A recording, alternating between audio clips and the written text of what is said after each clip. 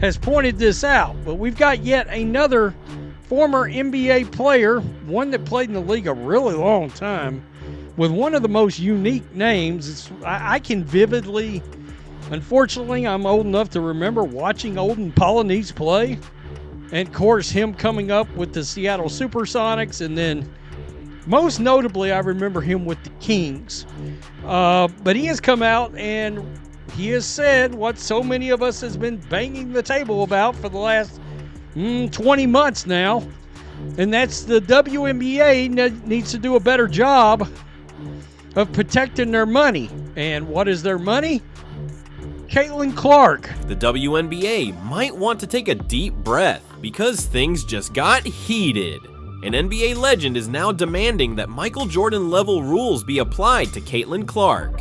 Yes, you heard that correctly. Another former star, someone who actually gets the business side of basketball, just tore into the league for failing to protect their brightest rising star, and he didn't stop there. He directly compared her importance to the GOAT himself. Ask yourself, will the WNBA ever admit the truth? Protecting Caitlin Clark isn't just about her. It's about safeguarding their own bottom line. Wnba, a name that will bring back memories of the hard-nosed NBA of the 90s, said what fans everywhere have been screaming at their screens for months. Protect Caitlin Clark or risk watching the league implode. He didn't hold back. He called her the golden egg of the WNBA and absolutely ripped the league for their clownish behavior, ignoring the obvious reality staring them in the face. We know we've sat back for the last 20 months. We watched Caitlin Clark get the ever-loving crap beat out of her on the court.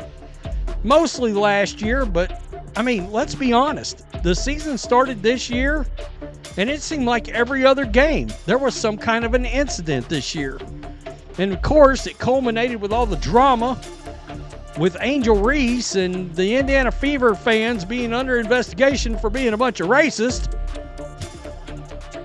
You can't make this stuff up. It actually happened. The investigation, not the racist part. Here's the kicker.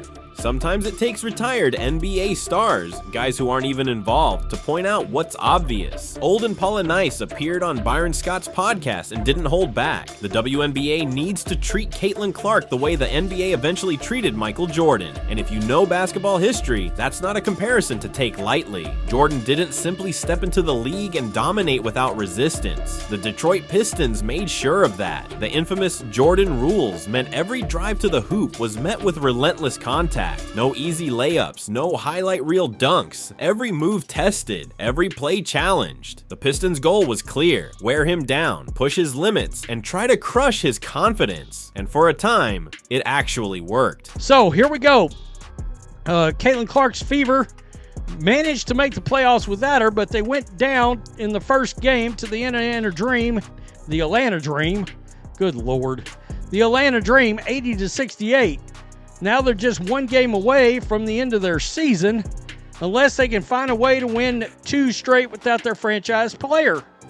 Wnba appeared on the most recent episode of Byron Scott's Fast Break. My God, everybody's got a podcast. In a discussion that mostly centered on WNBA players demanding more pay, he took a slight detour to say the WNBA needs to recognize what they have with Caitlin Clark. But here's the difference between the NBA and the WNBA. The NBA understood one key thing. They weren't just protecting a player, they were protecting their entire product. Michael Jordan wasn't just a star, he was a money-making machine. Ratings, ticket sales, merchandise, everything skyrocketed once he became the face of the league. So the NBA made sure the game wasn't a free-for-all every time Jordan stepped on the court. They tweaked officiating, surrounded him with stronger teammates, and yes, they allowed their golden goose to flourish. Now, take a look at Caitlin Clark. She's in her second season, no longer a rookie, and yet the harassment hasn't slowed. Last year, she got hacked, slammed, and body checked, basically assaulted on the court, while referees did nothing.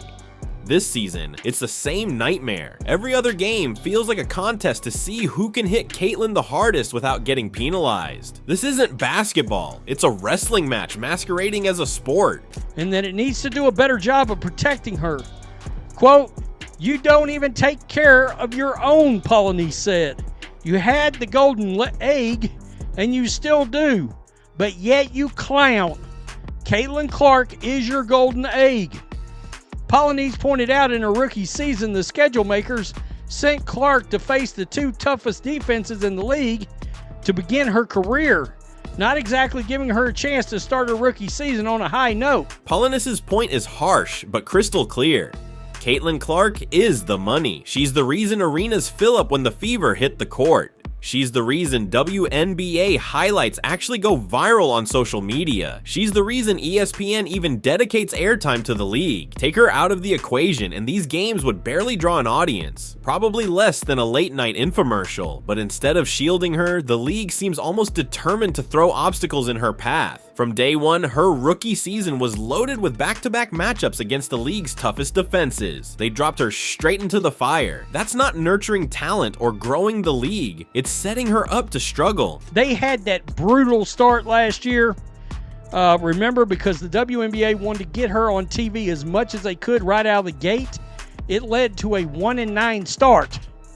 They had like 10 games in, I don't know, 18 days or so. It was a pretty rough stretch. And yet, despite that brutal introduction to the league, Caitlin Clark still delivered. 20 points in her very first game, even with 10 turnovers against Connecticut. Then she was thrown into the fire again against the Liberty, the very team that went on to win the championship. Losses piled up early, and of course, critics circled like vultures. But once the Fever found their rhythm, they went 19-1 down the stretch. That wasn't luck. That was Caitlin changing the entire energy of a franchise. Still, Polynice is right. It almost seems like the WNBA doesn't even realize what they have in their hands. He said it plainly. You don't even take care of your own. You had the golden egg and you still do, but yet you clown. And honestly, that one line sums up the league's attitude perfectly. Instead of embracing Caitlin as the face of the WNBA, they act resentful. Rather than building her up, they let players hack her to pieces and then lecture fans about respect. The irony is staggering. The WNBA constantly complains about low pay and demands NBA level salaries and recognition.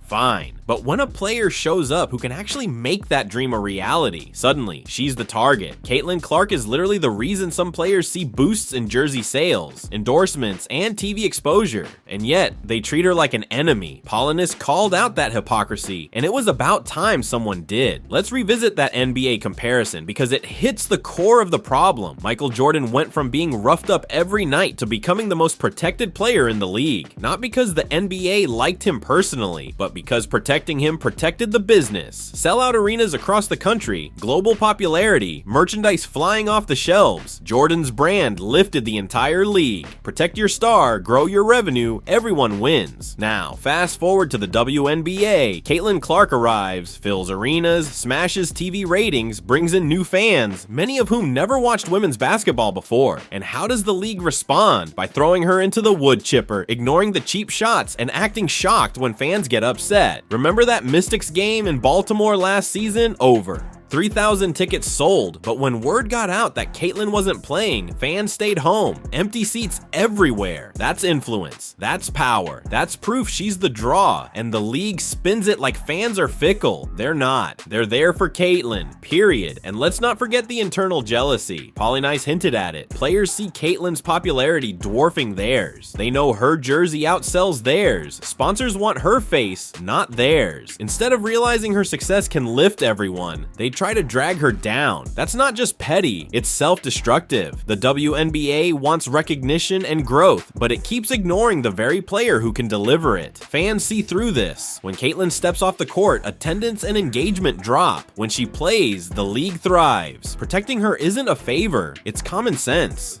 And Polynice didn't stop at just calling out the league. He pointed out the uncomfortable truth. Other players are part of the problem too. They want bigger paychecks, but they shy away from acknowledging the very reason those paychecks could grow. It's jealousy disguised as competition. Meanwhile, NBA legends, guys who've been retired for decades, are making more sense about women's basketball than some of the women actually playing it. Think about that for a second. So why hasn't the WNBA woken up? Pride, plain Plain and simple, they don't want to admit that the entire marketing engine of their league relies on one player. But the truth doesn't care about feelings. When Caitlin Clark isn't on the court, attendance drops, TV ratings dip, social media buzz vanishes. If the league doesn't protect her, they're cutting off the branch they're sitting on. And don't think Dick Vitale was pulling this out of nowhere. The man has been in sports for decades. He knows the difference between athletes motivated by greatness versus those bitter because someone else is stealing the spotlight. This wasn't just Vitale defending Caitlin Clark for headlines. He was exposing a culture quietly festering in the WNBA, a culture where players spend more energy downplaying Clark's impact than improving their own game. When he called it jealousy, he nailed it. Let's be honest, you don't rank Clark 9th among guards unless there's a message behind it, and that message wasn't "she's not good enough." No, it was, "We don't like that she's transforming this league faster than we ever could." That's the kind of petty energy that makes fans roll their eyes and mutter, "Yep, that's the WNBA for you." And the funniest part? How painfully obvious it all was. Clark is breaking records, filling arenas, boosting TV ratings, yet somehow 8 other guards are supposedly more deserving. Fans aren't blind, they see through the charade. When relatively unknown players are suddenly ranked above her, it screams insecurity. Vitale said out loud what millions were already thinking, and you could almost feel the silence from certain WNBA players after his comments. No one wanted to touch it. No one wanted to admit he was right. Any attempt to push back would only confirm his point. Imagine someone tweeting, "It's not jealousy, she just hasn't earned it yet." That's literally jealousy dressed up as an excuse. So instead, they stayed silent, hoping the story would fade. But fans, they didn't let it go. They shared Vitale's words everywhere, treating it like gospel. And here's the kicker. This fiasco didn't just expose the flawed all-star voting. It exposed a larger rift between Caitlin Clark and the so-called establishment players. How many times have we heard complaints about the attention she gets? Too much coverage, unfair to other players. We've heard it all, but none of it changes reality. Clark is the biggest draw this league has ever seen, and no amount of shade will change that. Vitale's comments also lit a fire under her fan base. If they weren't passionate enough before, now they had an NBA Hall of Famer backing what they've been screaming since day one. The WNBA players who thought they could humble Caitlin Clark by burying her in the rankings just ended up making her more popular than ever. It's like they don't understand sports culture. The moment you try to silence someone who's clearly making waves, you only add fuel to the fire. And think about how this looks from the outside. Casual fans tuning in for the first time see this drama and instantly recognize it as petty, high school level behavior. Instead of celebrating the league finally having a superstar boosting its visibility, some players are busy gatekeeping and handing out little punishments like it's the Mean Girls edition of the WNBA Dick Vitale. He saw right through it, and that's why he didn't hesitate to call them out. Here's the irony. If the players had just voted fairly, nobody would have blinked. Fans would have respected the process and moved on. But by snubbing Clark so obviously, they exposed their own insecurity and handed Vitale the perfect opening to say it out loud. Now, the story isn't about who made the All-Star team. The story is this: WNBA players are jealous of Caitlin Clark. That's the headline. That's the soundbite. That's what people will remember long after the season ends. And here's the thing, Clark isn't going anywhere. She's no one-hit wonder, no flash-in-the-pan rookie. She's in her second season, putting up massive numbers and improving every game. Every time she steps on the court, she's making history. Every logo three, every impossible pass, she's pulling in new fans. And those fans won't forget how the league tried to hold her back. Vitale's comments gave people permission to say what they've been thinking for months. The WNBA has a jealousy problem. Instead of embracing its biggest star, the league and too many players are trying to dim her light. Instead of working together to grow the game, some are stuck in a crab in a bucket mindset, dragging each other down instead of lifting each other up. Let's be clear, Caitlin Clark isn't perfect. She's young, still learning, and yes, she makes mistakes like any other player, but pretending she isn't already one of the top guards in the league? That's pure jealousy. You don't need to be her biggest fan to see the obvious. She belongs at the top, and when players refuse to give her that credit, it doesn't hurt her, it exposes their bitterness. In the end, Vitale's rant wasn't just about one all-star vote, it was a call out of a toxic attitude that's been dragging the WNBA down for years. Fans want real competition, not politics. They want to watch players